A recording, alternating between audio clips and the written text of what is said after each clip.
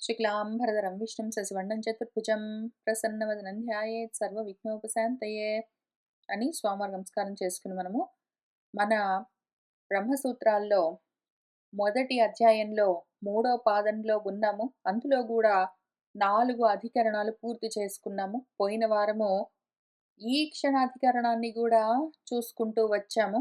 ఇప్పుడు దహరాధికరణము, దహరాకాశం అని మీకు గుర్తుండే ఉండుంటుంది.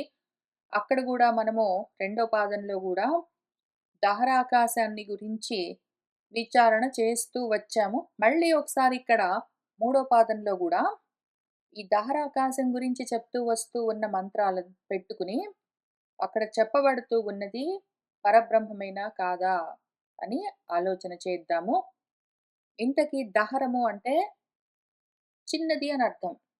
దహరం అంటే చిన్నది అని అర్థం. దహరాకాశము అంటే చిన్నగా ఉన్నది అని అర్థం. ఇప్పుడు ఈ దహరాకాశము ఒకటి మనకు లోపల ఎక్కడ మన దేహం ఉన్నది కదా, అందులో మనసు ఉన్నది కదా, అందులో హృదయం ఉంటుంది కదా, ఆ హృదయంలో ఉండే ఏ ఆకాశం ఉన్నదో దాన్ని దహరాకాశం అని పిలుస్తారు.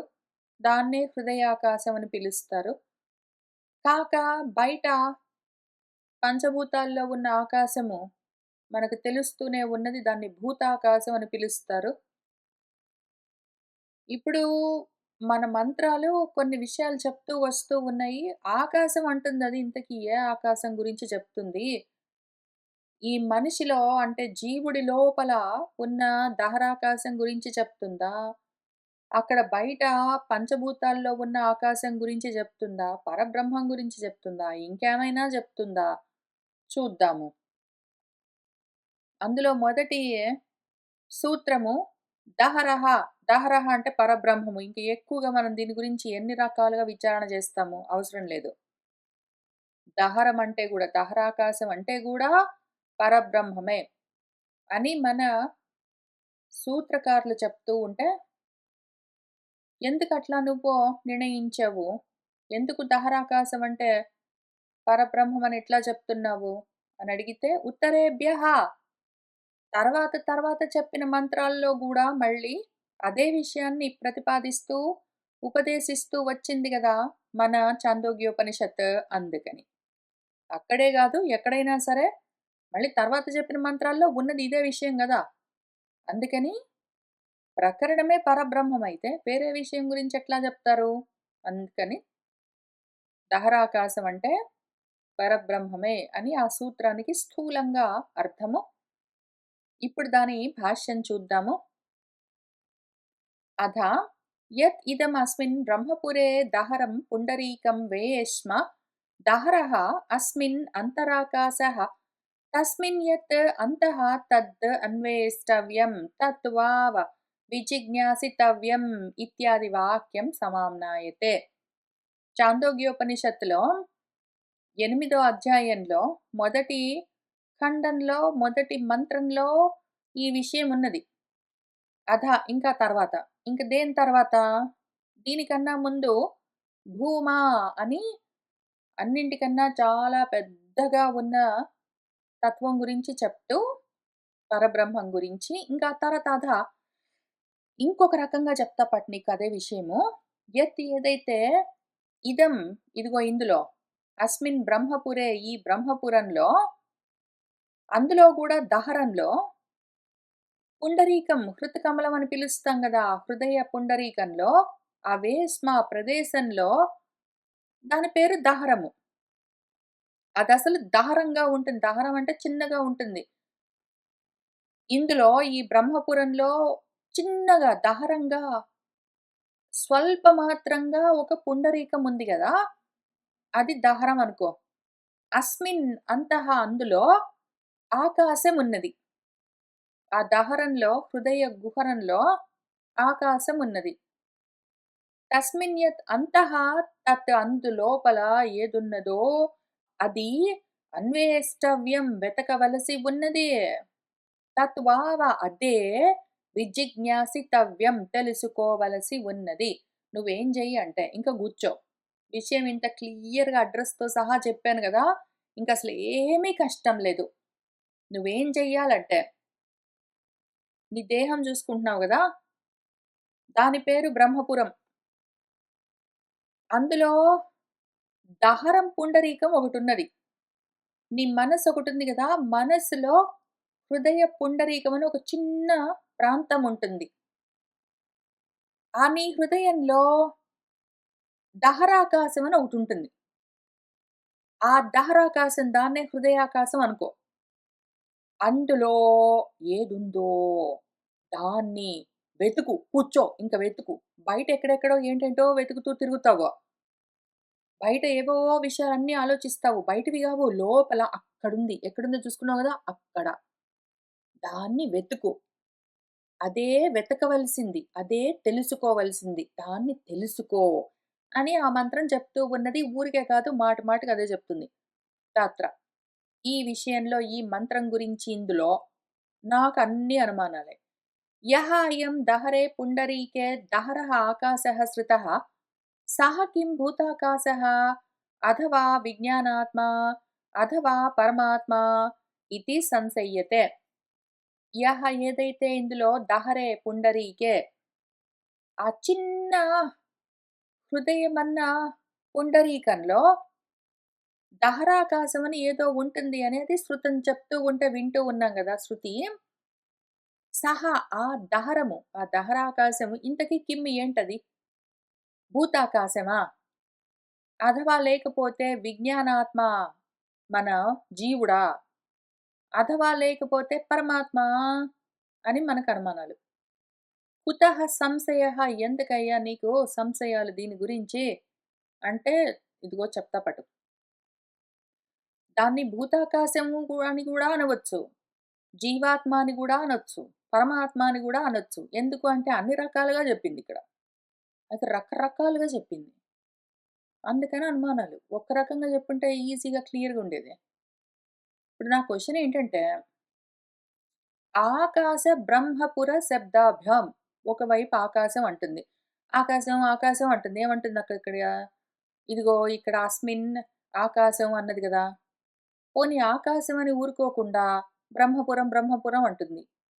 ఆకాశం అంటే మనకందరికీ తెలిసిన విషయం. కన్‌ఫ్యూజన్ లేదు. ఆకాశం అంటే అదిగో బయటికెళ్ళి చూస్తే తలెత్తి కనిపిస్తుంది చూసావా?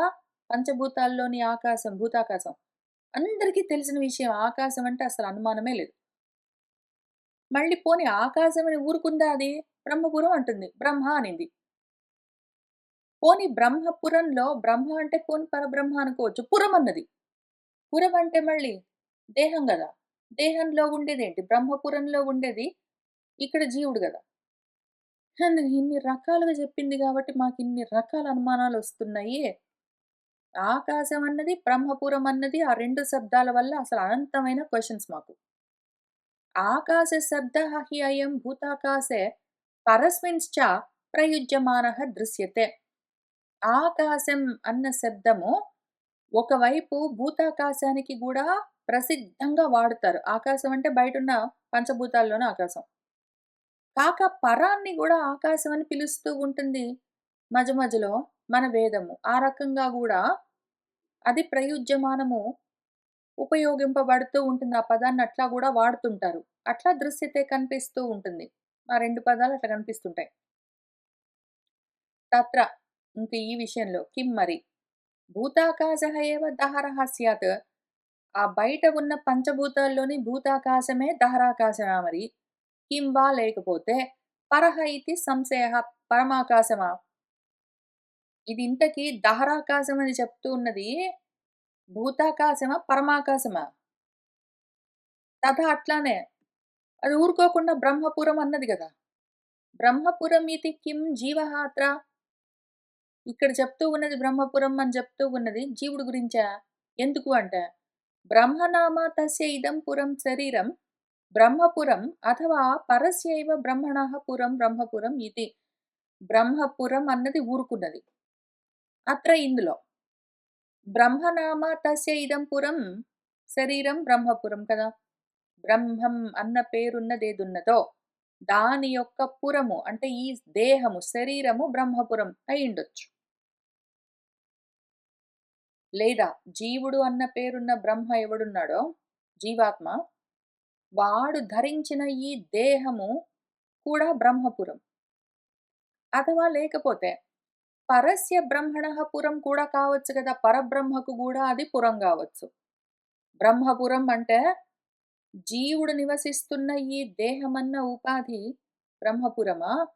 బ్రహ్మపురము అంటే పరబ్రహ్మ యొక్క పురమా? క్లియర్‌గా చెప్పొద్దు.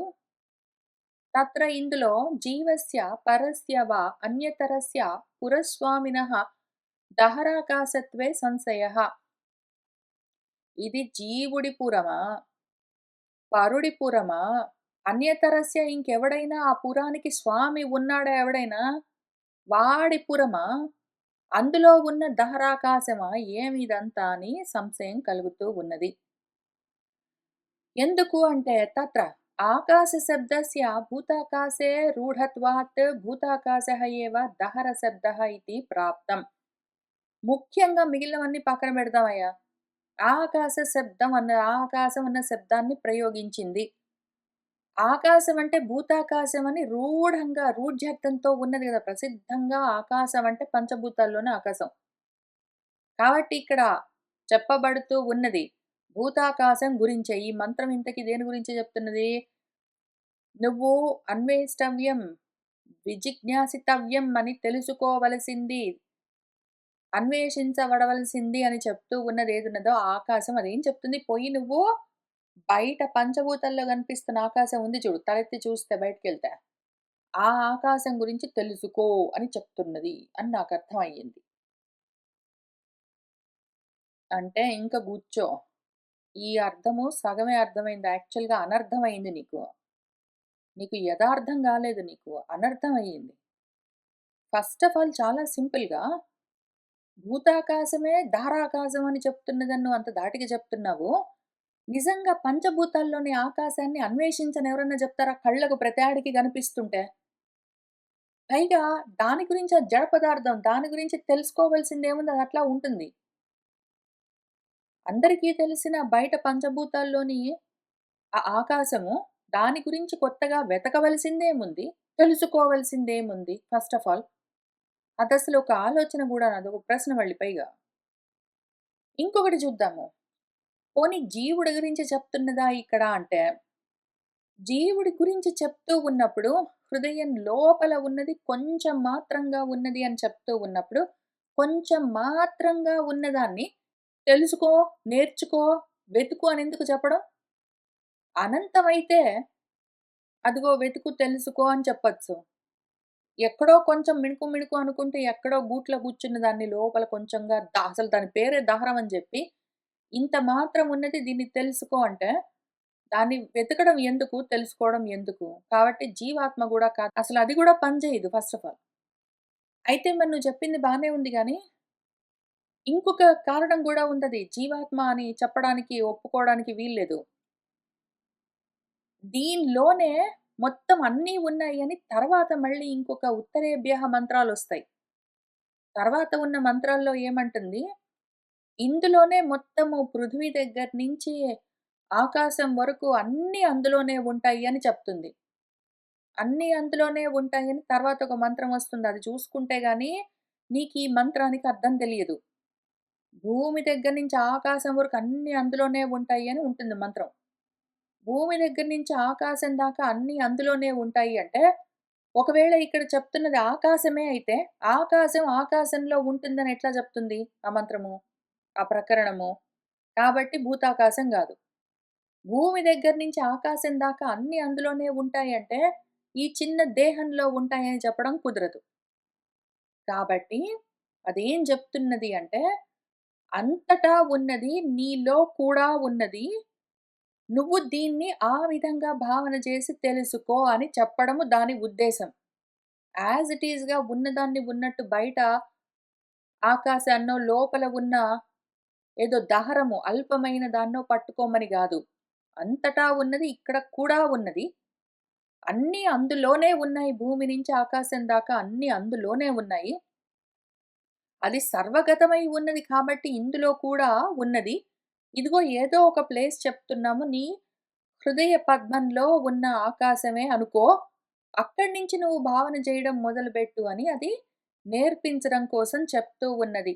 ఇదంతా కలుపుకొని చూడాలి నువ్వు. కొంచెం కొంచెం ఒక్క మంత్రం పెట్టుకొని ఇంక మొత్తం నాకు అనుమానాలండి, నాకేం అర్థం కావట్లేదండి అంటే తర్వాతవి చూడొద్దు. ఔట్ ఆఫ్ కాంటెక్స్ట్ ఒక్క మంత్రంతోటి ఎట్లా తెలుస్తుంది? కంప్లీట్‌గా ఇన్ కాంటెక్స్ట్ మొత్తం ప్రకరణమంతా అన్ని మంత్రాలు చూసుకుంటే అర్థమవుతుంది విషయము. కాబట్టి నేను చూపిస్తాను. నువ్వు కొంచెం చూసుకొని ఒక మంత్రం పట్టుకొనొచ్చావు. నేను మిగిలిన మంత్రాలతో సహా కలిపి చూపిస్తాను పట్టు. అని ఇంకిక్కడి నుంచి మొదలుపెడతారు. మనకు మన సిద్ధాంతి పూర్వపక్షి యొక్క అనుమానాల్ని నివృత్తి చేయడం కోసం. తస్య చ ఏమిక్కడ ఆకాశం అనే శబ్దాన్ని వాడింది గాబట్టి, భూతాకాశం, ఆకాశం అని మనకు రూఢిగా తెలుసు గాబట్టి, ఇక్కడ దహర శబ్దంతో కొంచెంగా ఉన్న ఆకాశం అయినా సరే, దహరం అన్న పేరుతో చెప్పబడుతున్న ఆకాశము భూతాకాశమే అని నాకనిపిస్తున్నది అని మన పూర్వపక్షి చెప్తూ ఉన్నారు. తస్య చ దహరాయతన అపేక్షయా దహరత్వం. కొంచెం ఉండాలి. అది ఫస్ట్ రిక్వైర్మెంట్. దాని దహరత్వం అంటే కొంచెంగా ఉండడం ఎందుకు అంటే, కొంచెం ప్లేస్ చెప్తున్నదది. నీ శరీరంలో, అందులో గూడా మనసులో, అందులో గూడా హృదయంలో, అందులో ఉన్న ఆకాశం అని దాని ప్లేస్ చిన్న ప్లేస్ చెప్తున్నది. దహరాయతనము చిన్న స్థానాన్ని చూపించడం వల్ల దాని దహరత్వం. ఆ ఆకాశం గూడా కుంచించుకుని పోయి కొంచెంగా ఉంటుంది. యావాన్ వై అయం ఆకాశః తావాన్ ఏషః అంతర్హృదయః ఆకాశः ఇతి చ బాహ్యాభ్యంతర భావకృత భేదస్య ఉపమాన ఉపమేయ భావః జావా పృథివ్యాది చ తస్మిన్ అంతఃసమాహితం అవకాశాత్మన ఆకాశస్య ఏకత్వాత్. ఇప్పుడు యావాన్ వై అయం ఆకాశః తావాన్ ఏషః అంతర్హృదయే ఆకాశः అని చెప్తున్నది. అది ఏం చెప్తున్నదంటే తర్వాత వచ్చిన మంత్రాలు గూడా కలుపుకొని చూడాలి. నెక్స్ట్ వచ్చే మంత్రాల్లో ఏమున్నది? ఏదైతే ఈ ఆకాశం ఉన్నదో, అది బయట నువ్వు చూస్తుంటే ఎంతుందో లోపల గూడా అంతే ఉంటుంది. బయట భూతాకాశం చూసావనుకో ఫర్ ఎగ్జాంపుల్. ఇక్కడికి శాంపిల్‌కి ఇప్పటికి ఈ విషయాన్ని కొంచెమైనా సరే అర్థం చేసుకోవడానికి బయట భూతాకాశం అనుకుందాం. బయట భూతాకాశం ఎంతుందో, నీ లోపల హృదయాకాశం కూడా అంతే ఉంటుంది. యావాన్వై అదెంతుంటుందో తావాన్ అంతే ఇది గూడా ఈ ఏషః అంతర్హృదయ ఆకాశః నీ హృదయాంతరంలో ఉన్న ఆకాశం గూడా అంతే ఉంటుంది. బయట ఆకాశం చాలా పెద్దగా ఉంటుంది. నీ లోపల ఆకాశం చాలా చిన్నగా ఉంటుంది గాదు. అదెంతో ఇదంతే అని యాక్చువల్‌గా సామ్యం చూపిస్తూ ఉన్నది. ఇంకొకటేంటంటే, సామ్యం చూపిస్తూ ఉన్న సమయంలో మన పూర్వపక్షికొచ్చిన అనుమానం ఏమంటే, బయట, లోపల అని బాహ్య, అభ్యంతర భావకృత భేదం చూపిస్తూ ఉన్నది. బయటాకాశం, లోపలాకాశం, బయటాకాశం ఎంతుందో లోపలాకాశం అంతే ఉంటుంది అని బయట, లోపల అని అది భేదం చూపిస్తూ, ఉపమాన, ఉపమేయ భావాలను చూపిస్తూ ఉన్నది. దానికి ఇది సమానంగా ఉంటుంది. ఇదట్లా ఉంటుంది. ఆ ఆకాశం ఎట్లా ఉంటుందో, ఈ ఆకాశం అట్లా ఉంటుంది అని సామాన్యం చూపిస్తూ ఉన్నది. ఒక పోలిక చూపిస్తూ ఉన్నది. రెండోది జావా పృథివ్యాది చ తస్మిన్ అంతఃసమాహితం. జౌ అంటే అంతరిక్షము. పృథివి అంటే భూమి. భూమి దగ్గర నుంచి అంతరిక్షం వరకు మొత్తం అన్నీ అందులోనే అంతఃసమాహితం. బయట పంచభూతాల్లోని ఆకాశంలోనే మొత్తం అన్నీ ఎట్లా ఉంటాయో, ఇందులో గూడా హృదయాకాశంలో అన్నీ అట్లా ఉంటాయి అని చూపిస్తూ ఉన్నది. మొత్తము నీ మనసులోనే అన్నీ ఉంటాయి. అన్నీ నీ మనసులో నిండి ఉంటాయి అని. తర్వాత అవకాశాత్మన ఆకాశస్య ఏకత్వాత్. అన్నింటికి అవకాశము ఉండడానికి స్థానాన్ని కల్పిస్తూ ఉంటుంది. ఖాళీ స్పేస్ వస్తువులు ఉండడానికి అవకాశాన్ని ఇస్తూ ఉంటుంది. అది బయట ఆకాశమైనా, లోపల మనసులో ఆకాశమైనా రెండిటికి ఆ లక్షణం ఉన్నది అని చెప్తున్నారు. ఈ 3 కారణాలకి. ఒకటేమో బయట ఆకాశం, లోపల ఆకాశం అన్నది. రెండోదేమో ఆకాశం నుంచి భూమి దాకా అన్నీ అందులో ఉన్నాయి అన్నది. మూడోదేమో ఆకాశంలాగా బయటైనా, లోపలైనా ఇది అవకాశం ఇస్తుంది అన్నది. కాబట్టి ఇక్కడ చెప్తూ ఉన్నది దహరాకాశం అన్నది భూతాకాశమే. లేదా పోనీ భూతాకాశాన్ని పక్కన పెడితే జీవుడిని పెట్టుకుందాం పట్టు. అథవా జీవః దహరః ఇతి ప్రాప్తం బ్రహ్మపుర శబ్దాత్. దహరం అని ఇక్కడ చెప్పింది జీవుడు. ఎందుకు అంటే బ్రహ్మపుర శబ్దము. పైన ఆకాశం అన్నది గాబట్టేమో భూతాకాశం అని ఫిక్స్ అయ్యాము. ఇక్కడ బ్రహ్మపురం అన్నది గాబట్టి జీవుడని నిర్ణయిస్తున్నాము. జీవస్య హి ఇదం పురం సచ్చరీరం బ్రహ్మపురమితి ఉచ్యతే తస్య స్వకర్మణా ఉపార్జితత్వాత్. ఇదం పురమేదున్నదో ఈ శరీరము, ఈ జీవుడి యొక్క ఈ దేహం, దాన్ని బ్రహ్మపురం అని చెప్తారు. ఎందుకు? వాడు పాపం తన కర్మలతో సొంతంగా ఉపార్జించుకుంటాడు, సంపాదించుకుంటాడు వాడు. వాడు కర్మలతో దీన్ని సొంతంగా సంపాదించుకున్న దేహమిది. కాబట్టే దీన్ని బ్రహ్మపురం అని పిలుస్తారు. మనము మన భారతం చదువుతూ ఉన్నప్పుడు ఇప్పుడు సభా పర్వలో మన నారదుల వారు ధర్మరాజు సభ కట్టుకున్న తర్వాత చూడ్డానికొస్తే, "ఈ సభ కన్నా గొప్ప సభ ఏదైనా ఉన్నదా గురువుగారు" అని అడిగితే, "పోనీ దీనికి సమానమైంది గాని ఏదైనా ఉన్నదా?" అంటే, ఆయన దాని గురించి చెప్తూ మొదట ఇంద్ర సభని గురించి వర్ణిస్తారు. అది కర్మణ ఆర్జితం అని జెప్తారు. కర్మల చేత సంపాదించుకోబడ్డది అని. అదే బ్రహ్మపురము. అక్కడి నుంచి మొదలుపెట్టి చెప్తారు. అక్కడ బ్రహ్మపురం అని పిలవలేదు. పుష్కర మాలిని అన్నారు. కానీ ఇదే విషయం చెప్తూ వస్తారు మనకు. మన వ్యాసుల వారు గూడా మన వేదాల్లో ఉన్న విషయాన్నే భారతంలో గూడా, భాగవతంలో గూడా చెప్పారు. సొంతంగా కర్మలతో సంపాదించుకునేది మన జీవుడి యొక్క వాడి దేహం. అది వాడి బ్రహ్మపురం. ఇంద్రియాలతో వాటితో కూడి ఉంటుంది. ఇప్పుడు భక్త్యా చ తస్య బ్రహ్మశబ్ద వాచ్యత్వం అంతా బానే ఉంది గానీ, జీవుడు కష్టపడి కర్మలతోటి ఆ దేహాన్ని సంపాదించుకున్నాడు. అవును నిజమే. దాన్ని జీవపురం అని పిలవట్లేదు. బ్రహ్మపురం అన్నారు కదా మరి! అని అనుమానం వస్తుందేమో. బ్రహ్మ శబ్దాన్ని వాడింది గాబట్టి, ఇక్కడ పరబ్రహ్మ అనే అనుమానం వస్తుందేమో, కానీ నా జీవుడే. ఎట్లా అంటే భక్త్యా చ తస్య. భక్తమై ఉన్నాడు. విభక్తమై జీవుడు బ్రహ్మకు వేరుగా లేడు. జీవుడు బ్రహ్మకు తగులుకునే ఉన్నాడు అని ఏకత్వం చెప్తుంది గదా మనకు వేదమే. భక్తమై ఉన్నది, కలిసి ఉన్నది అని. కాబట్టి బ్రహ్మం అంటే ఇక్కడ జీవుడినే తీసుకోవచ్చు మనము. ఎందుకు అంటే ఇంటర్చేంజబుల్‌గా వాడొచ్చు. అందుకని ఇక్కడ బ్రహ్మం అంటే జీవుడు, బ్రహ్మపురం అంటే ఆ జీవుడు ఉన్న ఈ దేహము. అది విషయము. అందులో ఉన్న ఆకాశం. కాబట్టి ఇక్కడ జీవాకాశం అని అర్థం. నహి పరస్య బ్రహ్మణః శరీరేణ స్వస్వామి భావః సంబంధః అస్తి. పైగా బ్రహ్మ శబ్దం వాడి ఇక్కడ బ్రహ్మపురం అన్నది కాబట్టి పరబ్రహ్మమేమో అనే అనుమానమొస్తే, అట్లా అనుకోవడానికి వీల్లేదు అని ఇవంతా మన పూర్వపక్షి చెప్తున్నారు. పరబ్రహ్మకు శరీరం ఉన్నదా? శరీరం ఉండి దానికి ఈయన స్వామి అయి, శరీరము ఆయన స్వవిషయమై, స్వపురమై ఉండడానికి స్వస్వామి సంబంధం ఉన్నదా? నేను దాని స్వామిని, అది నా వస్తువు అని చెప్పడానికి. ఆ సంబంధము పరబ్రహ్మకు ఆ శరీరంతో నాస్తి. లేదు గదా! కాబట్టి ఇక్కడ బ్రహ్మపురం అంటే పరబ్రహ్మ అవ్వడానికి వీల్లేదు. నేను పరబ్రహ్మను, దీనికి శాసకుడిని, దీని స్వామిని, ఇది నా పురము అని చెప్పడానికి ఏమైనా కనెక్షన్ ఉందా?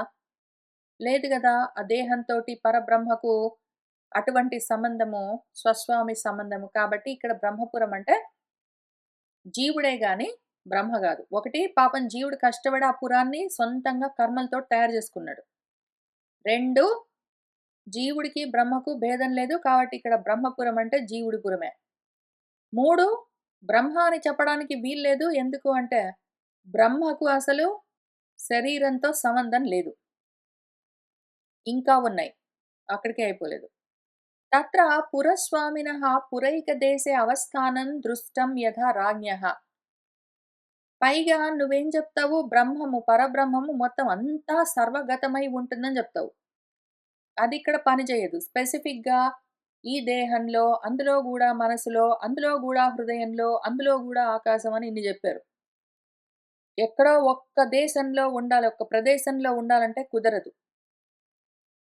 పురస్వామి ఉన్నాడనుకో, ఎవడో ఒక రాజున్నాడనుకో, ఆ పురానికి రాజుగారు. ఆ పురానికి స్వామి ఆ రాజుగారు ఏకదేశే పురే. ఆ పురంలో ఆయన అంతఃపురము కావచ్చు, ఆయన ఊరు, ఆయన పురం గావచ్చు. ఆయన ఊరు పురం గావచ్చు, లేదా ఆయన అంతఃపురం గావచ్చు. అందులో అసలు యాక్చువల్‌గా ఇక్కడ అంతఃపురం అనుకుంటే ఇంకా మంచిది. ఎందుకంటే అంతః అని చెప్తారు గదా!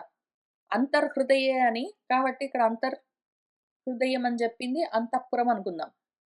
అంతఃపురంలో ఎక్కడో ఒక చోట ఉంటాడు రాజుగారు. మొత్తం అంతఃపురం అంతా ఆయనే వ్యాపించి ఉంటాడా? లేదా ఆ ఊళ్ళో ఎక్కడో దగ్గర ఉంటాడు రాజుగారు. ఆ ఊరంతా వ్యాపించి ఉంటాడా? కాదు గదా! ఇక్కడ పలాని చోట అని చెప్తే, పరబ్రహ్మం మొత్తం అంతా ఆక్యుపై జేసుకొని అంతా వ్యాపించి ఉండగా, పలాని చోట అని చెప్తే కుదరదు కదా! కానీ మా జీవుడికి మాత్రం పనిజేస్తుందట్లా. ఏదో పురస్వామి ఏదో ఒక ప్రదేశంలో ఉన్నట్టు, రాజుగారు ఆయన పురంలో ఎక్కడో ఒక చోట ఉన్నట్టు, ఇక్కడ ఉండొచ్చు. మన బ్రహ్మ అట్లా ఉండడానికి కుదరదు మరి. అంటే జీవుడు గూడా అట్లా మొత్తం వ్యాపించి ఉండొచ్చు గదా! అంటే దాని సంగతి తర్వాత జూస్తాను. దాని గురించి గూడా చెప్తాను ఊరుకుంటానేంటి. కానీ ముందు బ్రహ్మమైతే కాదు, పరబ్రహ్మం కాదని ముందు అసలు చెప్తున్నాను ఇక్కడ ముందు దీన్ని అర్థం జేసుకో. ఇప్పుడు మా వాడున్నాడనుకో, మా జీవుడు రాజుగారిలాగా రాజుగారు పురంలో ఉన్నాడంటే పురమంతా ఉండడు. ఒక చోటుంటాడు. అట్లానే మావాడు జీవుడు, వాడి ఉపాధి అయిన మనసులో ఉంటాడు కదా! ఎక్కడ పడితే అక్కడ గాదు. మా జీవుడు వేల్లో, కాల్లో వాటన్నిట్లో ఉండడు. మనః ఉపాధికః చ జీవః. జీవుడికి మనసు ఉపాధి అని జెప్తారు. మనః చ ప్రాయేణ హృదయే ప్రతిష్ఠితమిత్యతః జీవస్య ఏవ ఇదం హృదయే అంతరవస్థానం స్యాత్ కదా! ఇప్పుడు జీవుడికి ఉపాధేమి మనసు. మనస్సు ప్రాయేణ బహుశః హృదయంలో ఉంటుంది ప్రతిష్ఠితమై. బహుశః అంటే ప్రాబబ్లీ గాదు. బహుశః అంటే అన్ని విధాలుగా. బహు విధాలుగా అని అర్థం బహుశః అంటే. ఎన్నో విధాలుగా. ఇత్యతః కాబట్టి. జీవస్య ఏవ ఇదం హృదయే అంతరవస్థానం స్యాత్. జీవుడే ఆ అంతర్హృదయంలో, అంతఃపురంలో రాజుగారున్నట్టు, మా జీవుడే అంతర్హృదయంలో ఉంటాడు. మొత్తం ఆ పురం వాడి దేహం అనుకో. అందులో వాడి అంతఃపురమేమి? వాడి మనసు. అందులో గూడా వాడి గదేమి? వాడి హృదయం. అందులో వాడుంటాడు. చూసావా అంత క్లియర్. దహరత్వమపి తస్యైవ ఆరాగ్ర ఉపమితత్వాత్ అవకల్పతే. పైగా పరబ్రహ్మ దహరంగా ఉంటుందని చెప్పడేమో. దహరం అంటే కొద్దిపాటిగా ఉండాలి. అల్పం. పరబ్రహ్మ అల్పం గాదు గదా! అయితే మా జీవుడు దహరం అని జెప్పొచ్చు. చాలా ఈజీ. మా జీవుడు దహరత్వంతో ఉన్నాడని చెప్పొచ్చు. ఎందుకు అంటే ఆరాగ్ర ఉపమితత్వాత్ అవకల్పతే అట్లా కల్పించి మనకు చెప్పింది. మన వేదం ఏం చెప్తుంది? జీవుడు ఆరాగ్రంలాగా ఉంటాడు అని. ఆరాగ్రం అంటే పిడి. పిడి అంటే ఒక కత్తి ఉన్నదనుకోండి. కత్తి చివరన పిడి ఉంటుంది గదా! చెయ్యి పట్టుకోవడానికి అట్లా. దాన్ని పిడి అంటాం గదా! దాన్ని ఆరాగ్రం అని పిలుస్తారు. ఆల్ అంటారు ఇంగ్లీష్‌లో ఏడబ్ల్యూఎల్. ఇప్పుడు ఈ ఆరాగ్రమన్న ఉపమితత్వ, ఉపమితత్వం అంటే పోలిక. మన జీవుడిని ఆరాగ్రంతో పోల్చి చూపిస్తారు. ఆరాగ్రం పిడి మరి కొంచెమే ఉంటుంది గదా! కత్తి ఇంత పొడుగుంటే దాని పిడి కొంచెమే ఉంటుంది గదా! అట్లా బాడీ ఇంత ఉంటే, అందులో జీవుడు అక్కడ అంతఃపురంలో ఉన్నట్టు అంతర్హృదయంలో ఉంటాడు. ఎంత క్లియర్‌గా దానికి దీనికి సరిపోయింది చూసావా? ఆకాశ ఉపమితత్వాది చ బ్రహ్మభేద వివక్షయా భవిష్యతి. ఆకాశంతో కలిపి చూపడం వల్ల ఆ సామ్యం, ఆ పోలిక చూపించడం వల్ల బ్రహ్మకు జీవుడు అభేదమని చెప్పడం వల్ల ఇదంతా ఇంత క్లియర్‌గా దానికి దీనికి సరిపోతుంది. నచాత్ర దహరస్య ఆకాశస్య అన్వేష్యత్వం విజిజ్ఞాసితవ్యత్వం చ శ్రూయతే. ఆకాశము ఇక్కడ దహరాకాశము జీవుడనుకుంటే, దాన్ని అన్వేషించడము, తెలుసుకోవడము వాటన్నింటి గురించి చెప్తూ ఉన్నప్పుడు, ఆకాశం తెలుసుకో అని చెప్పట్లేదక్కడ. మంత్రం ఏమంటుంది? ఆకాశాన్ని తెలుసుకో అనలే. తస్మిన్ యత్ అంతః దాని లోపల ఉన్నది తెలుసుకో అన్నది. ఆకాశాన్ని తెలుసుకో, ఆకాశాన్ని వెతుకు, కూర్చో అని చెప్పలే. ఆకాశం లోపల ఉన్నది. తస్మిన్ యత్ అంతః ఉన్నది అన్నది గదా! ఆ హృదయం అంతః లోపల ఉన్నది అంతఃపురంలాగా. అందులో ఉన్నదేంటి? జీవుడే గదా! కాబట్టి పర విశేషణత్వేన ఉపాదానాతీతి. పరం దాని లోపల అని చెప్పడాన్ని అందుకు వాడుకుని మనము ఇక్కడ చెప్పబడుతూ ఉన్నది బ్రహ్మ గాదు. బ్రహ్మపురం అన్నది గాబట్టి ఆ శబ్దాన్ని బట్టి జీవుడని చెప్పుకుందాము. అయితే పోనీ దాన్ని కంప్లీట్‌గా అవుననుకుందామంటే నా ప్రాబ్లమ్ ఏంటంటే ఆకాశం అని గూడా అన్నది. యాక్చువల్‌గా ఇది సరిపోయింది గూడా. ఆకాశం అయితే అయింది. భూతాకాశం అనుకో పోనీ. భూతాకాశాన్ని చూపించి అట్లా లోపల ఉంటుందని జెప్పి, అట్లా లోపల ఉన్నది జీవుడు, ఈ బ్రహ్మపురంలో ఉన్నది అంతఃపురంలో ఉన్నట్టు పట్టుకోపో అని చెప్పిందని నాకనిపిస్తున్నది అని మన పూర్వపక్షులు చెప్తే, మన సిద్ధాంతి ఇంక దానికి జవాబు చెప్పవలసొస్తున్నది. అతః అందుకని. ఉత్తరం బ్రూమః ఇంక జవాబు చెప్తా పట్టు. పరమేశ్వరः ఏవ అత్ర దహరాకాశः భవితుం అర్హతి. దహరాకాశంలో ఉన్న ఇంకేంటో పట్టుకోవడం గాదు. దహరాకాశమే పరబ్రహ్మంగా తెలుసుకో అని చెప్తూ ఉన్నదిక్కడ. న భూతాకాశః జీవః వా. భూతాకాశం గురించి చెప్పట్లేదు. జీవుడి గురించి చెప్పట్లేదు. ఇక్కడ చెప్తున్నది పరబ్రహ్మం గురించే. దహరాకాశం అని పేరు పెట్టి. అకస్మాత్ ఎందుకని అట్లా అనిపించింది నీకు సిద్ధాంతి? అని మన పూర్వపక్షి అడిగితే, ఉత్తరేభ్యః అని మనకు సూత్రం చెప్తున్నది. మన సూత్రకారులు దహరః అని చెప్పి, దహరం అంటే పరమేశ్వరుడే, పరబ్రహ్మమే అని చెప్పి, ఉత్తరేభ్యః తర్వాత మంత్రాలున్నాయి చూసుకో అని చెప్పారు. కాబట్టి వాక్య శేషగతేభ్యః హేతుభ్యః మిగిలిన వాక్యాలు వాటిలో ఉన్న అర్థాన్ని జూసుకుంటే, ఆ హేతువు, ఆ కారణానికి ఇక్కడ చెప్పబడుతున్నది పరబ్రహ్మమే అని మనకు తెలుస్తుంది. తదా హి అట్లానే. అన్వేష్టవ్యతయా విహితస్య దహరాకాశస్య తంచేద్ బ్రూయుః ఇతి ఉపక్రమ్య కిం తత్ర విద్యతే యత్ అన్వేష్టవ్యం యత్ వావ విజిజ్ఞాసితవ్యం ఇతి ఏవం ఆక్షేపపూర్వకం ప్రతిసమాధానవచనం భవతి సహ బ్రూయాత్ యావాన్వయమకాశः తావాన్ ఏషः అంతర్హృదయే ఆకాశే ఉభే అస్మిన్ ద్యావా పృథివీ అంతరేవ సమాహితే ఇత్యాది. తదా హి అట్లానే అన్వేషించో అని ఒక పని పెట్టింది గదా! కూర్చో ఇంకా, వెతుకో, తెలుసుకో అని ఆ దహరాకాశం గురించే చెప్తూ ఉన్నది. అదసలు ఎట్లా మొదలుపెట్టిందా డైలాగు? తం చేద్ బ్రూయుః ఎవరైనా నిన్ను అదేంటి అని అడిగారనుకో, వాళ్ళకి ఇట్లా చెప్పు అని ఉపక్రమించి కిం తత్ర విద్యతే యత్ అన్వేష్టవ్యం యత్ వావ విజిజ్ఞాసితవ్యం అక్కడ ఏముంది అని ఒకవేళ ఎవరైనా అడిగితే ఈ విధంగా నువ్వు వెతుకు తెలుసుకో అని చెప్పు. ఇది ఏవం ఆక్షేపపూర్వకం ప్రతి సమాధాన వచనం భవతి. ఆక్షేపణ అంటే ప్రశ్న. ప్రతి సమాధానం అంటే జవాబు. ప్రశ్నోత్తర మోడల్‌లో ఒకళ్ళు ప్రశ్న అడుగుతూ ఉన్నట్టు, దానికి ఒకళ్ళు జవాబు చెప్తూ ఉన్నట్టు. శిష్యుడు ప్రశ్న అడుగుతూ ఉన్నట్టు, గురువుగారు సమాధానం చెప్తున్నట్టు. లేదా పూర్వపక్షి ప్రశ్న అడుగుతున్నట్టు, సిద్ధాంతి సమాధానం చెప్తున్నట్టు, ఆక్షేపపూర్వకం ప్రతి సమాధానం మోడల్‌లో దీనికి జవాబు చెప్తూ వచ్చారు. ఏమి? కిం తత్ర అక్కడ ఏమి తెలుస్తుంది? దేన్ని వెతకాలి? దేన్ని తెలుసుకోవాలి అంటే, సహ బ్రూయాత్ యావాన్ వై అయం ఆకాశః తావాన్ ఏషః అంతర్హృదయే ఆకాశే ఉభే అస్మిన్ ద్యావా పృథివీ అంతర్యేవ సమాహితే. భూమి ఆకాశాల దగ్గర నుంచి మొత్తము ఎందులో ఉన్నాయో అవన్నీ గూడా అంతర్హృదయంలోనే ఉన్నాయి. అందులోనే భూమి ఆకాశాలన్నీ లోపలే సమాహితమై ఉన్నాయి అని చెప్తూ వెళ్ళు నువ్వు అని ఆ మంత్రాలకర్థం. బయట ఆకాశం యావత్ ఉందో లోపల తావాన్యేవ అంతే ఆకాశం ఉన్నది. రెండిట్లో కూడా భూమి, ఆకాశాల వరకు అన్నీ సమాహితమై ఉన్నాయి అని చెప్పు అని ఆ మంత్రానికి అర్థం. తత్ర పుండరీకదహరత్వేన ప్రాప్తదహరత్వస్య ఆకాశస్య ప్రసిద్ధ ఆకాశౌప్యమ్యేన దహరత్వం నివర్తయన్ భూతాకాశత్వం దహరస్య ఆకాశస్య నివర్తయతి ఇతి గమ్యతే.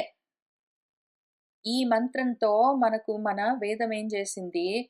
పుండరీక దహరత్వేన ప్రాప్త దహరత్వస్య ఆకాశస్య ప్రసిద్ధ ఆకాశ ఔపమ్యేన హృదయ పుండరీకంలో ఉన్నది అనగానే, హృదయ పద్మంలో ఉన్నది అనగానే దహరత్వం వస్తుంది కదా! దానికి కొంచెమై ఉండడం వస్తుంది.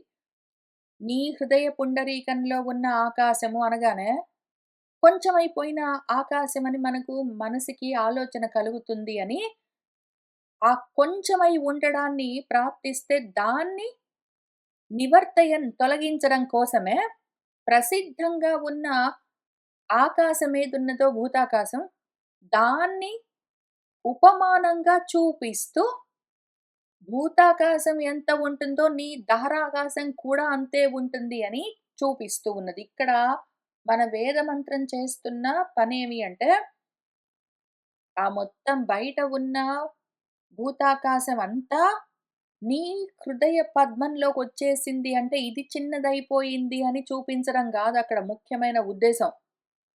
నీ మనసులో, నీ హృదయ కమలంలో ఉన్న ఆకాశం ఎంతుంటుంది అంటే, ఆ బయట ఉన్న ఆకాశం అంత పెద్దగా, విశాలంగా ఉంటుందని చూపించడం ముఖ్యం.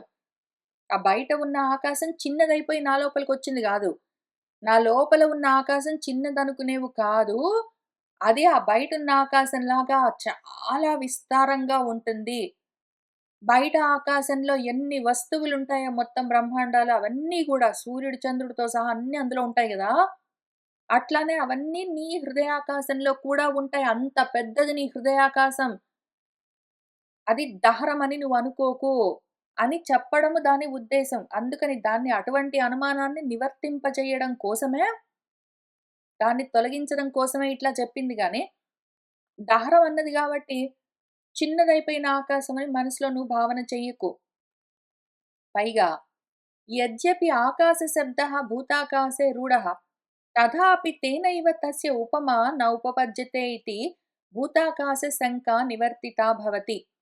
యద్యపి ఆకాశమన్న శబ్దం పెట్టగానే భూతాకాశం కదా అని రూఢిగా ఉన్న రూఢ్యర్థం నీకు మనసుకొస్తుంటే, తేనైవ దాంతో అదేం చెప్తుంది? తస్య ఉపమా న ఉపపద్యతే ఇతి భూతాకాశః శంకా నివర్తిత ఇతి ఓన్లీ ఉపమానము. పోలిక చూపించడం కోసమే భూతాకాశం అన్నది గాని, నిజంగా నీ హృదయాకాశము భూతాకాశం అని చెప్పడం కోసం గాదు. భూతాకాశంలాగా ఇది గూడా చాలా పెద్దగా ఉంటుందని చూపించడమే తప్ప, అదే ఇది అని చెప్పడం కూడా గాదు. ఈ రకంగా చెప్పడం వల్ల 2 విషయాలు. నీలో ఉన్న, నీ మనసులో ఉన్న, అందులో నీ హృదయంలో ఉన్న ఆకాశం అంటే మరీ అల్పం గదండీ! చాలా చిన్నది కదండీ! అని నువ్వు అనుకుంటావేమో! కాదు అది ఆకాశం. నీకు ఆకాశం అనగానే భూతాకాశం గుర్తుకొచ్చిందనుకో చాలా మంచిది. నీ లోపల ఉన్న ఆకాశం అంత పెద్దది అని అర్థం చేసుకో. అది పాయింట్ నంబర్ 1. పాయింట్ నంబర్ 2 అదే ఇది అని నువ్వు కంప్లీట్‌గా పట్టుకొని కూర్చోకు. అంత పెద్దది అని చూపించడం కోసమే తప్ప, అదే ఇదని చెప్పట్లేదు. అంత పెద్దది. కానీ అంత మాత్రమే కాదు. అంత మాత్రమే కాదని ఎట్లా చెప్తుంది? భూమి, ఆకాశాల వరకు మొత్తం అన్నీ అందులో ఉన్నాయి అన్నది పైగా. ఆకాశం గూడా అందులో ఉంది అని చెప్పాలంటే, ఆకాశం గురించి ఎందుకు చెప్తుంది? దాన్ని మించిందేదైనా ఉంటుంది. దాని గురించి చెప్తుంది గదా! అందుకని దాటి చూడు, దాటి చూడు అని చెప్తున్నారు. మన పూర్వపక్షికి ఇంకొక అనుమానమొచ్చిందిక్కడ. నను అనేకస్యాపి ఆకాశస్య బాహ్యాభ్యంతరత్వ కల్పితేన భేదేన ఉపమాన ఉపమేయ భావః సంభవతీతి యుక్తం నను అయితేనండి మరి సిద్ధాంతి ఆకాశము బయట ఉన్న భూతాకాశం, లోపల ఉన్న దహరాకాశం 2 ఒకటే అనుకో. అయినా గూడా బాహ్యాభ్యంతరాలని, భేదాలను కల్పించింది. ఉపమాన ఉపమేయాలుగా అది ఇట్లా ఉంటుంది అని చూపిస్తూ ఉన్నది అని మనం అనుకోవచ్చు గదా! అట్లాంటప్పుడు ఈ దహరాకాశము భూతాకాశం లాంటిదే అని అనుకోవచ్చు గదా! కాదు అని ఎందుకు చెప్తున్నావు అంటే, నయేవం సంభవతి అట్లా కుదరదు. ఆకాశం అని చెప్పి దాన్ని విడదీసి బయటాకాశం, లోపలాకాశం అని చెప్పి, ఆ భేదాలతో ఒకదాన్ని ఒకటి పోలిక చూపిస్తున్నట్టుగా చెప్తూ ఉన్నది అని అనుకోరాదు. అగతికా హి ఇయం గతిః వేరే గతి లేకపోతే, ఇంక వేరే అవకాశమే లేకపోతే, ఈ దహరాకాశం అదిగో భూతాకాశంలాగా ఉంటుందని అనుకోవచ్చు గానీ, మనకంత కష్టమేముంది? అన్నింటిని మించి అన్నింటికి అవకాశం ఇస్తున్నది ఇంకొకటున్నది గదా! అసలు ఆకాశానికి అర్థమే అది. అన్నింటికి అవకాశం ఇచ్చేది ఆకాశం. అసలు ఈ భూమి, ఆకాశాలన్నింటికి కూడా అవకాశం ఇస్తున్నదేదున్నదో అది పరబ్రహ్మం గదా! ఇక్కడికి ఆగవలసిన అవసరమేముంది? వేరే గతి లేకపోతే ఈ భూతాకాశాన్ని పెట్టుకొని కూర్చోవచ్చు. అగతి గతి అంటే ఏమి అర్థము? వేరే గతి లేకపోతే దీన్ని బెట్టుకోవడం అని అర్థం. అంత అవసరం లేదు మనకి. యత్ కాల్పనిక భేదాశ్రయణం కల్పించి మరి భేదాన్ని కల్పించుకుని, బయట ఆకాశం, లోపల ఆకాశం అని భేదాన్ని తయారు చేసుకొని, బయట ఆకాశం చాలా పెద్దది, లోపల ఆకాశం చిన్నది, దహరం అన్నది గాబట్టి, బయట ఆకాశం ఎట్లా ఉంటుందో, లోపల ఆకాశం అట్లా ఉంటుందని అర్థం చేసుకోమని పోలిక చూపించిందని ఇన్ని రకాలుగా మనం కల్పించుకోవాల్సిన అవసరం లేదు. ఒకవేళ అపిచ్చా నువ్వు కల్పయించుకున్నావే అనుకో. కల్పయిత్వాపి భేదం ఉపమాన ఉపమేయ భావం వర్ణయతః పరిచ్ఛిన్నత్వాత్ అభ్యంతరాకాశస్య న బాహ్యాకాశ పరిమాణత్వం ఉపపద్యతే. పోనీ అట్లా అనుకుంటే కూడా బయటాకాశం, లోపలాకాశం అని 2 ముక్కలు చేసిందది. బయటాకాశాన్ని చూపించి లోపలాకాశాన్ని ఎక్స్‌ప్లెయిన్ చేస్తుంది. ఏదో ఎగ్జాంపుల్ లాగా, ఉపమానం లాగా పోలిక చూపించి అంటే, ఆ రకంగా నువ్వు భేదాన్ని కల్పించుకుని, అది ఉపమానము, ఇది ఉపమేయము అని ఒకదానితోటి ఒకటి పోలిక చూపిస్తుంది అని ఆ భావాన్ని నువ్వు వర్ణించి చెప్పినా గూడా, పరిచ్ఛిన్నమైపోయింది గదా! నీ లోపల ఉన్నది, బయట ఉన్నది అనగానే అవి పరిచ్ఛిన్నమైపోతాయి. ఇక్కడ చెప్తున్న ఆకాశం సర్వగతత్వం. కాబట్టి పరిమాణం గూడా, సైజు గూడా కుదరదు. బయట ఉన్న ఆకాశం, లోపల ఉన్న ఆకాశం అంటే బయటున్న ఆకాశం చాలా పెద్దగా కనిపిస్తుంది భూతాకాశం. లోపలున్న ఆకాశం అంటే దహరాకాశం చిన్నదైన ఆకాశం.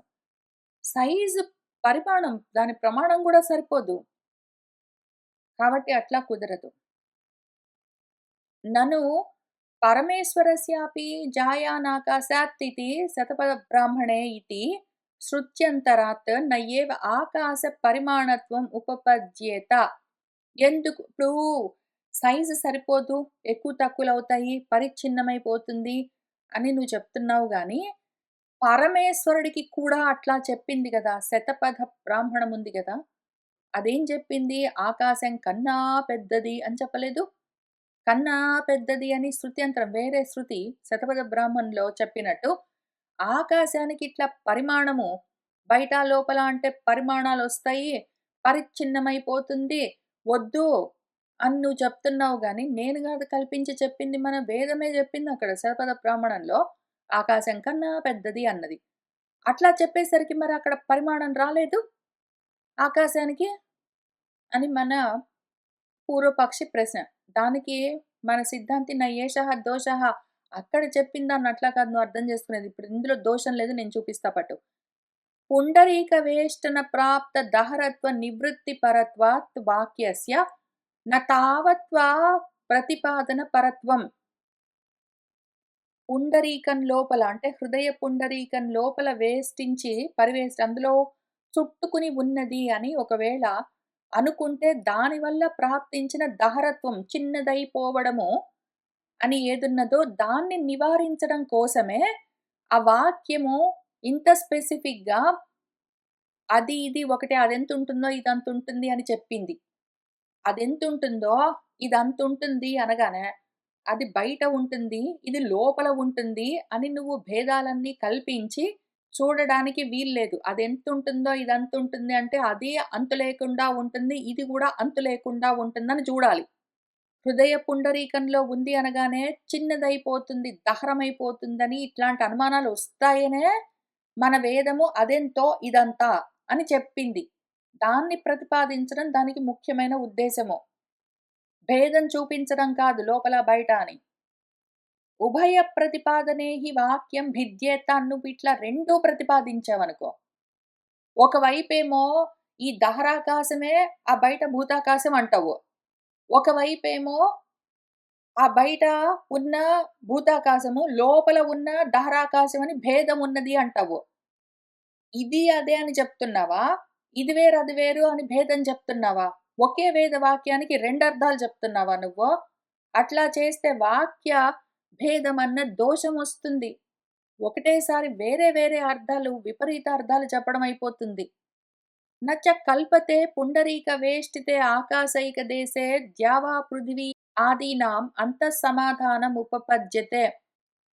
ఒకవేళ ఇట్లా నువ్వు కల్పించావంటే, పుండరీకంలో చుట్టుకుని ఉన్న ఆకాశంలో ఏదో ఒక ప్రదేశంలో భూమి, ఆకాశం మొత్తం అన్నీ వచ్చేస్తాయా? ఆ రకంగా ఉపపద్యతే కుదరదు.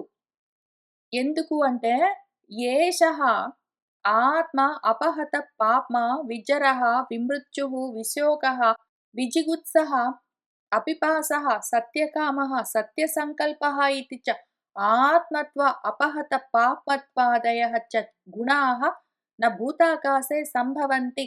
నువ్వు ఎట్లోకట్లా ఈ దహరాకాశమే భూతాకాశమని ఫిక్సింగ్ చేద్దామని నువ్వు ట్రై చేస్తే, అది తర్వాత మంత్రాలు ఇంకా ఉన్నాయి. అక్కడికయిపోలేదు.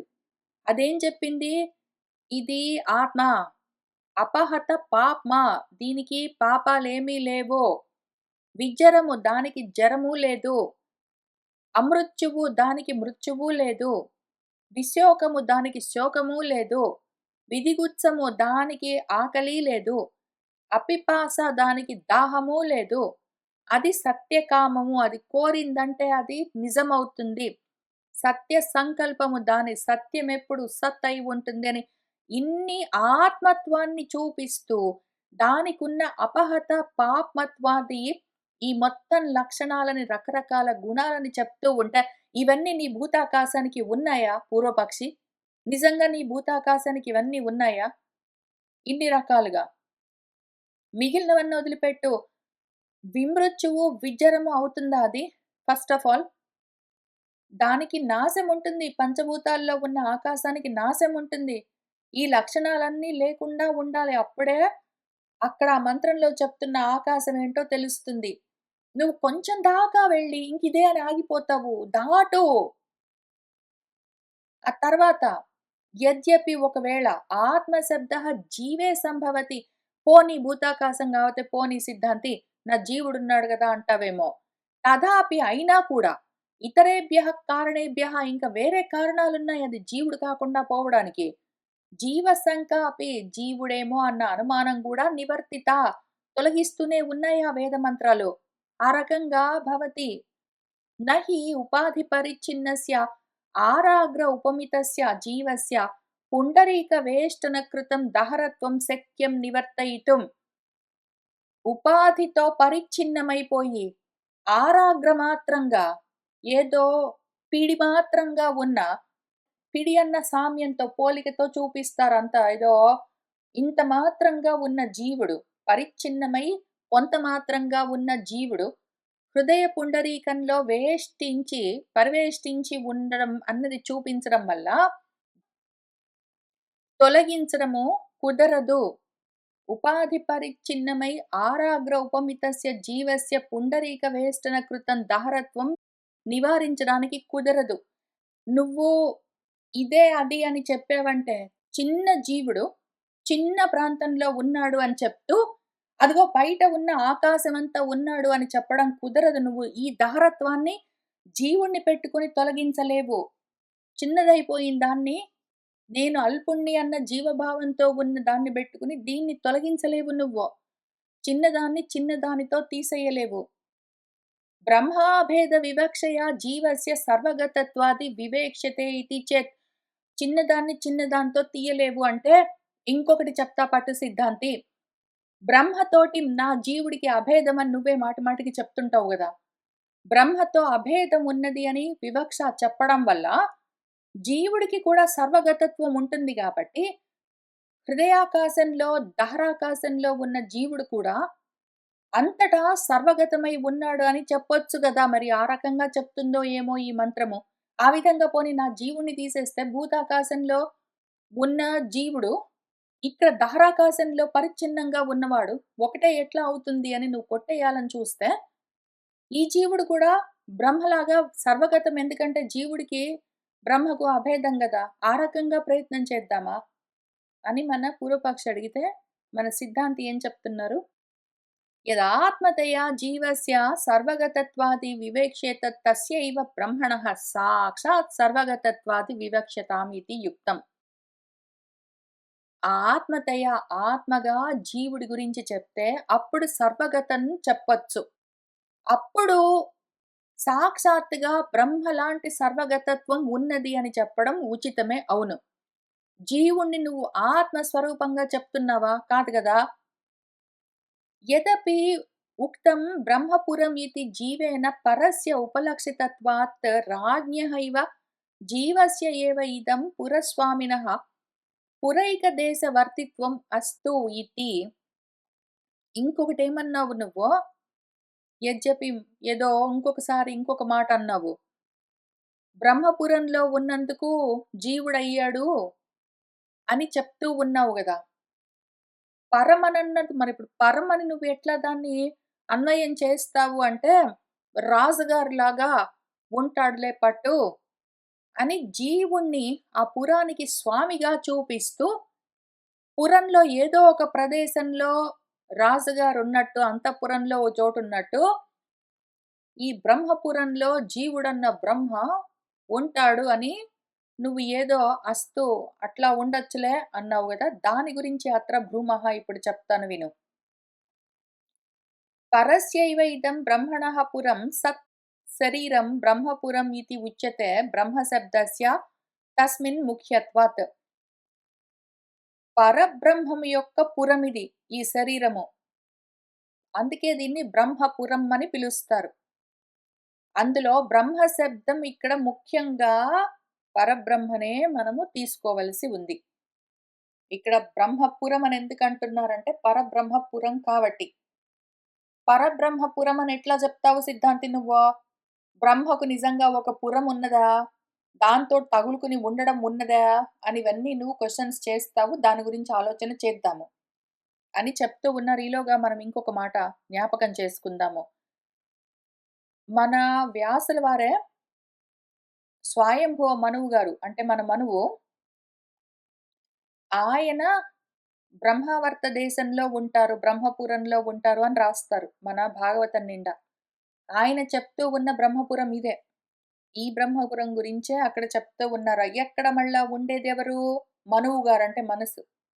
ఇక్కడ మన వేదాల్లో చెప్తున్న విషయాన్నే తీసుకెళ్ళి భాగవతంలో కథగా పెట్టి పాత్రలుగా చూపిస్తారు మన వ్యాసుల వారు. చూసుకుంటే వేదంతో కలిపి చూసుకుంటే వ్యాసుల వారు చెప్పే పురాణము ఎంత సులువుగా అర్థమవుతుందో, వ్యాసుల వారు చెప్పిన పురాణాలు చదివితే వేదం అంత సులువుగా అర్థమవుతుంది. కాబట్టి బ్రహ్మ శబ్దంతో ఇక్కడ చెప్తున్నది ఎవరి గురించి? పరబ్రహ్మ గురించి. ఇక్కడ బ్రహ్మపురం అన్నప్పుడు ఆ బ్రహ్మము పరబ్రహ్మము. తస్యాపి అస్తి పురేణ అనేన సంబంధః ఉపలబ్ధి అధిష్టానత్వాత్. ఆ రెండింటికి స్వస్వామి సంబంధం లేదన్నావు గాని, వాటికి ఆ పురంతో మన బ్రహ్మకు ఆ పురంతో సంబంధము అధిష్టానమై ఉండడం చేత, ఆధారమై ఉండడం చేత ఆ సంబంధం ఉన్నది. నిజంగా పరబ్రహ్మం లేకుండా ఈ దేహం నిలబడి ఉంటుందా? చెప్పు నువ్వే పూర్వపక్షి అన్నీ తెలిసిన వాడివి. అధిష్టానంగా పరబ్రహ్మం లేకపోతే నువ్వు అక్కడేం చదువుకున్నావు తైత్తరీయోపనిషత్తులో? బ్రహ్మపుచ్చం ప్రతిష్ఠ అని లేదు. ఆ ప్రతిష్ఠ అధిష్టానము. అది లేకుండా పైన ఉన్న పంచకోశాలతో ఉన్న ఈ పురము నిలబడి ఉంటుందా? ఆ రకంగా పరబ్రహ్మతో ఈ పురానికి సంబంధం లేదు. బ్రహ్మకు పురానికి సంబంధం లేదని కొట్టేస్తావా నువ్వు? స్వస్వామి సంబంధం ఎక్కడుంది? లేదు గదా! కాబట్టి ఆ రెండిటికి కనెక్షన్ లేదు. బ్రహ్మకు, దేహానికి, పురానికి సంబంధం లేదు గాబట్టి, ఇక్కడ చెప్పబడుతున్న బ్రహ్మం అంటే జీవుడే. మరి పరం అని ఏం చేస్తావు అంటే, స్పెషల్ గాబట్టి, గొప్ప గాబట్టి. ఎందుకంటే ఊరికి రాజుగారు ఎట్లా పరం శ్రేష్టమో, ఎందుకంటే ఇక్కడ పరం అన్న పదానికి శ్రేష్టం అని అర్థం. ఎట్లానైతే రాజుగారు పురానికి శ్రేష్టమో, అందుకని ఆయన పరమో, అట్లా మన జీవుడు గారు ఈ దేహానికి శ్రేష్ఠుడు కాబట్టి ఆయన పరము. ఆ విధంగా బ్రహ్మపురం అది. ఓకే. అని నువ్వు బానే జెప్పావు గానీ, నిజంగా ఒక్క నిమిషం కూర్చొని ఆలోచించుకో. నిజంగా పరబ్రహ్మను నువ్వు క్యాన్సెల్ చేసావనుకో, పరబ్రహ్మ అన్న అధిష్టానం ఆధారం లేకపోతే దేన్ని ఆధారం జేసుకొని నీ దేహం ఉంటుందనుకుంటున్నావు నువ్వు? కనెక్షన్ కట్ జేస్తావా? సహా ఏతస్మాత్ జీవఘనాత్ పరాత్ పరం పురిసయం పురుషం ఈక్షతే అని ప్రశ్నోపనిషత్. సహ వై అయం పురుషః సర్వాసు పూర్షు పురిసయః అని బృహదారణ్యకం.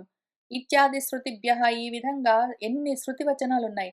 ఏతస్మాత్ జీవఘనాత్ ఈ జీవఘనాన్ని దాటి పరంగా దాన్ని గూడా దాటి ఆ తర్వాత ఈ పురిలో శయనించిన పురుషుడు ఏదున్నదో దాన్ని చూస్తాడు అని పురిసైతే ఇతి అని పురిశయ్యం చేసిన వాడు పురుషుడు అని పరబ్రహ్మ గురించి, ఆత్మ గురించి చెప్పట్లేదు మన ప్రశ్నోపనిషత్తు.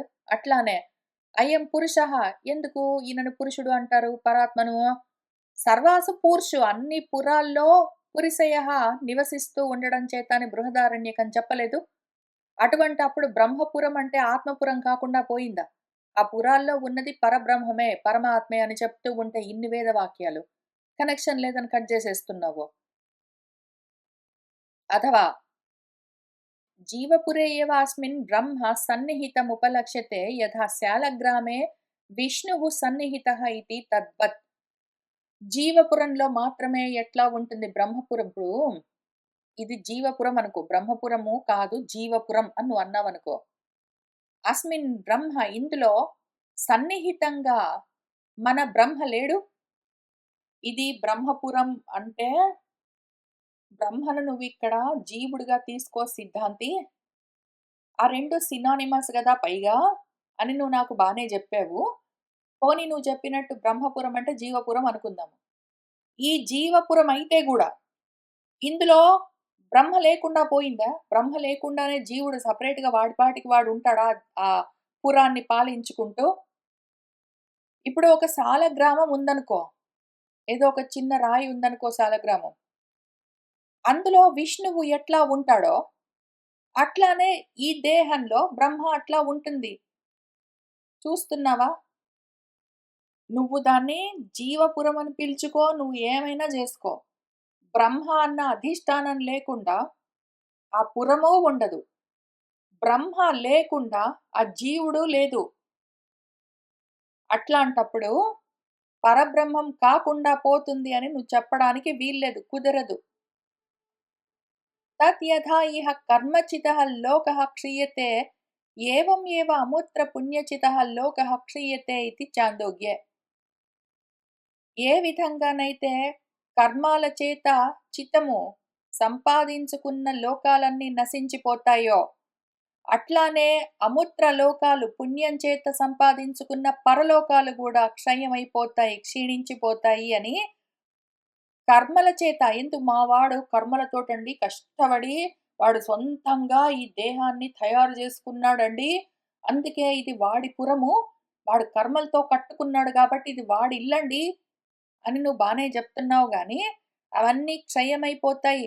కర్మణాం అంతవంత ఫలత్వం ఉక్త్వా కర్మల చేత నువ్వు ఎన్ని కట్టుకున్నా సరే ఇహలోకాలు, పరలోకాలు అన్నీ క్షయిస్తాయి అని చెప్తూ అథ యః ఇహ ఆత్మానం అనువిద్య వ్రజతి ఏతాంశ్చ సత్యాన్ కామాన్ తేషాం సర్వేషు లోకేషు కామచారః భవతీతి ప్రకృత దహరాకాశ విజ్ఞానస్య అనంత ఫలత్వం వదన్ పరమాత్మత్వం అస్య సూచయతి. ఇంకా మంత్రాలు అయిపోలేదక్కడ. నువ్వు ఒక్క మంత్రం పెట్టుకొని కూర్చుంటావా? ఇన్ని మంత్రాలుంటే తర్వాత బోలెడు విషయం చెప్తూ ఉంటే.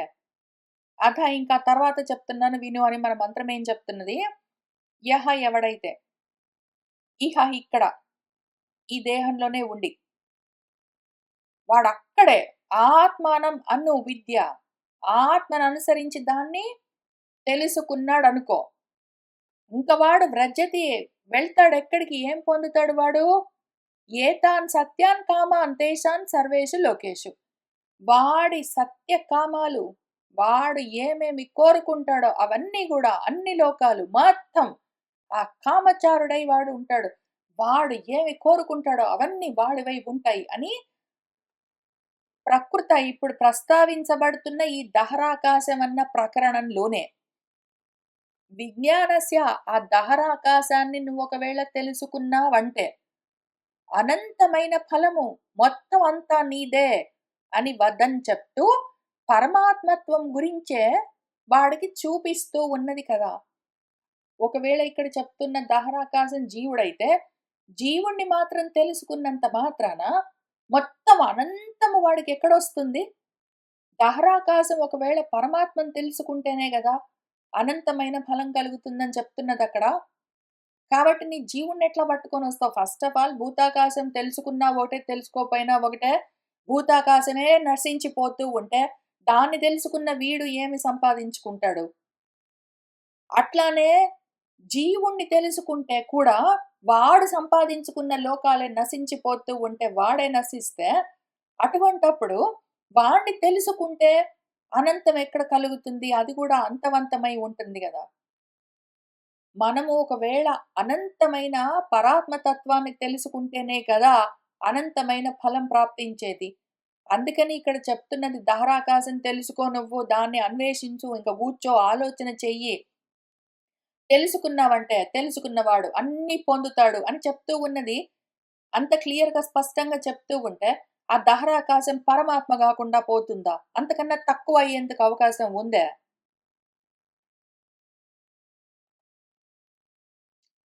యదపి ఏతదుక్తం న దహరస్య ఆకాశస్య అన్వేష్టవ్యం విజిజ్ఞాసితవ్యం చ శృతం పరవిశేషణత్వేన ఉపాదానాత్ ఇతి అత్ర భ్రూమః. యదపి మళ్ళీ ఇంక నువ్వేంటో చెప్పావు.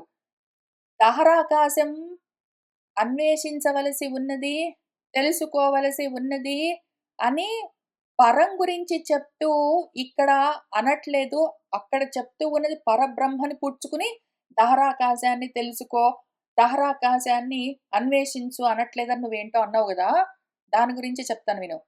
యదాకాశः న అన్వేష్టవ్యత్వేన ఉక్తः స్యాత్ యావాన్ వై అయం ఆకాశः తావాన్ ఏషः అంతర్హృదయే ఆకాశः ఇత్యాది ఆకాశస్వరూప ప్రదర్శనం న ఉపయుజ్యేత. ఏదైతే ఆకాశం తెలుసుకోవలసి ఉన్నది, దాన్ని వెతకవలసి ఉన్నది అని చెప్పట్లేదంటే, అప్పుడు యావాన్ వై అయం ఆకాశః తావాన్ ఏషః ఆ ఆకాశం ఎంతుందో ఇది అంతే ఉన్నది. అది నీ హృదయం లోపలే ఉన్నది. దాన్ని తెలుసుకో అని ఎందుకు చెప్తుంది? అంటే ఇక్కడ చెప్తున్నది దహరాకాశము, ఆ పక్కన భూతాకాశం వీటి గురించి గాదండి తెలుసుకోమని, వెతకమని చెప్తున్నది అంటే, కాకపోతే చెయ్యమని ఎందుకు చెప్తుందిక్కడ? అని అడుగుతూ ఉన్నారు. ఇప్పుడు మనకు మన పూర్వపక్షికి ఇంకొక అనుమానమొస్తున్నది. నను మరైతే మరి సిద్ధాంతి గారు, ఏతదపి అంతర్వర్తి వస్తు సద్భావ ప్రదర్శనాయైవ ప్రదర్శ్యతే తం చేత్ బ్రూయుః యదిదమస్మిన్ బ్రహ్మపురే దహరం పుండరీకం వేస్మ దహరः అస్మిన్ అంతరాకాశः కిం తదత్ర విద్యతే యదన్వేష్టవ్యం యత్ భావ విజిజ్ఞాసితవ్యం ఇతి ఆక్షిప్య పరిహారావసరः ఆకాశౌప్యమ్య ఉపక్రమేణ జావా పృథివీ ఆదీనాం అంతఃసమాహితత్వ దర్శనాత్. అసలు ఫస్ట్ ఆఫ్ ఆల్ ఇక్కడ అంతర్వర్తి వస్తువు గురించి కదా! దాన్ని ప్రదర్శించడం కోసమే చెప్తూ ఉన్నారండి. సరే సిద్ధాంతి నువ్వు బానే జెప్తున్నావు గానీ, ఇక్కడ దహరాకాశం తెలుసుకో అనట్లేదు ఆ మంత్రము. ఆ మంత్రాల సమూహం, ఆ మంత్రగ్రామము ఆకాశం దెలుసుకో అనట్లేదు. ఆకాశం లోపల ఉన్న వస్తువుని తెలుసుకో అంటూ ఉన్నది. తం చేత్ బ్రూయుః యతిదం అస్మిన్ బ్రహ్మపురే దహరం పుండరీకం వేస్మయి. దహరంలో ఈ చిన్న పుండరీకంలో ఈ బ్రహ్మపురం ఉన్నదొకటి బ్రహ్మపురం. అందులో ఒక దహరం పుండరీకం ఒక చిన్న హృదయ పద్మం ఉన్నది. అందులో వేశ్మ ఒక ప్రాంతంలో ఈ దహరాకాశం ఉన్నది. అందులో ఏదున్నదో దాన్ని తెలుసుకో. దాన్ని చూసుకో. అన్వేషించు అని చెప్తూ ఉన్నదిక్కడ. ఆకాశం చెప్పడంతో మొదలుబెట్టి, జావా పృథివ్యాదీనాం అంతఃసమాహితత్వ దర్శనాత్.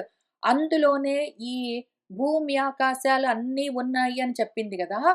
వాటిని తెలుసుకోమంటుందో ఏమో! ఆకాశం తెలుసుకోమని చెప్పడం ఇక్కడ ప్రధానం గాదు. అందులో ఉన్న వాటిని తెలుసుకో అని చెప్తున్నది. అంటే ఏతదేవం కాదో, ఏవం హి సతి ఒకవేళ అట్లా అయ్యుంటే. యదంతఃసమాహితం జావా పృథివ్యాది తదన్వేష్టవ్యం విజిజ్ఞాసితవ్యం చ ఉక్తం స్యాత్. అట్లయితే ఆ లోపల ఉన్న భూమి, ఆకాశాలు మొదలైన వాటన్నింటిని తెలుసుకో అనేది. అదట్లా అనట్లేదు. ఆకాశం తెలుసుకో, దహరాకాశం తెలుసుకో, అందులో ఇవన్నీ ఉన్నాయి అన్నది. అంత మాత్రాన అందులో ఉన్నవన్నీ తెలుసుకోమంటుంది ఆకాశం మొదలుపెట్టి అని చెప్పట్లేదక్కడ. తత్ర వాక్యశేషః న ఉపపద్యేత, అక్కడ వాక్యశేషం దాన్ని చూసుకోవట్లేదు. అస్మిన్ కామాః సమాహితాః ఏషః ఆత్మ అపహత పాప్మా ఇతి హి ప్రకృతం జావా పృథివ్యాది సమాధానాధారమాకాశమాకృష్య అధయః ఇహ ఆత్మానం అనువిద్య వ్రజంతి ఏతాంశ్చ సత్యాన్ కామాన్ ఇతి సముచ్చయార్థేన చ శబ్దేన ఆత్మానం కామాధారాశ్రితాంశ్చ కామాన్ విజ్ఞేయాన్ వాక్యశేషః దర్శయతి. ఇంకా ఉన్నదక్కడ. అస్మిన్ కామాహ ఈ కోరికలు ఇందులో సమాహితాహ ఉంటాయి. ఆ ఆత్మ ఏ పాపము లేనిది అటువంటివన్నీ చెప్తూ, ఆ ప్రకరణంలో పృథివ్యాధి మొత్తం అన్నీ అందులోనే ఉన్నాయని ఆ ఆధారాన్ని సమాకృష్య ముందు చెప్పి అక్కడి నుంచి ముందుకు వెళ్తూ, ఎవరైతే దాన్ని తెలుసుకుంటారో వాళ్ళు అటువంటి కోరికలన్నింటినీ పొందుతారు అని సముచ్చయార్థంతో అన్నది. చ కూడా అని చెప్తూ ఉన్నప్పుడు ఆత్మ గురించే చెప్తూ ఉన్నది. అన్ని కోరికలు ఆధారభూతంగా ఉన్నది ఏదున్నదో దాన్ని విజ్ఞేయం, ఆ దాన్ని తెలుసుకో విజ్ఞేయం. అది విజిజ్ఞాసితవ్యం అని వాక్యశేషాన్ని చూపిస్తున్నది.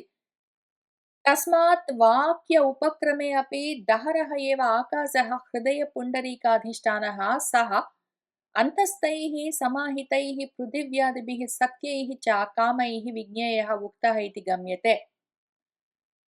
తస్మాత్ కాబట్టి వాక్య ఉపక్రమే అపి వాక్యము మొదలు పెడుతూనే వేదవాక్యము దహరః ఏవ ఆకాశః, ఆ దహరాకాశము హృదయ పుండరీకానికి అధిష్టానం ఆధారమై ఉన్నదేదున్నదో దాంతో పాటు అంతస్థైః సమాహితైః దాని లోపల ఉన్న దాంట్లో సమాహితమై ఉన్న భూమ్యాదులన్నింటినీ గూడా మొత్తం సత్యకామాలతో సహా కలిపి తెలుసుకోవలసి ఉన్నది అని చెప్తూ ఉన్నది. ఈ ఆకాశం చూసావా? ఇందులోనే అన్నీ ఉన్నాయి. దాన్ని తెలుసుకో అంటే, అందులో ఉన్న వాటిని తెలుసుకోమని గాదు. అందులో ఇవన్నీ ఉన్నాయి గదా! వీటన్నిటితో పాటు ఆ ఆకాశాన్ని తెలుసుకో అని అర్థం. సహ చ ఉక్తేభ్యః హేతుభ్యః పరమేశ్వరః ఇతి. ఈ విధంగా చెప్పబడ్డ కారణాలన్నింటి చేత కూడా ఇక్కడ దహరాకాశం అంటే పరబ్రహ్మము అని మనకు తెలుస్తూ ఉన్నది అని ఆ సూత్రము, దాని భాష్యము పూర్తయింది. ఇంకిక్కడి నుంచి మళ్ళీ ఇవే విచారణలు జరుగుతూ ఉంటాయి. దహరం గురించే ఇంకా కొంత మనము విశ్లేషణ చేస్తూ వెళ్తాము. ఇవాల్టికి ఇక్కడికి ఆపుతున్నాను. సర్వం శ్రీకృష్ణ పరబ్రహ్మ పాదారవిందార్పణమస్తు.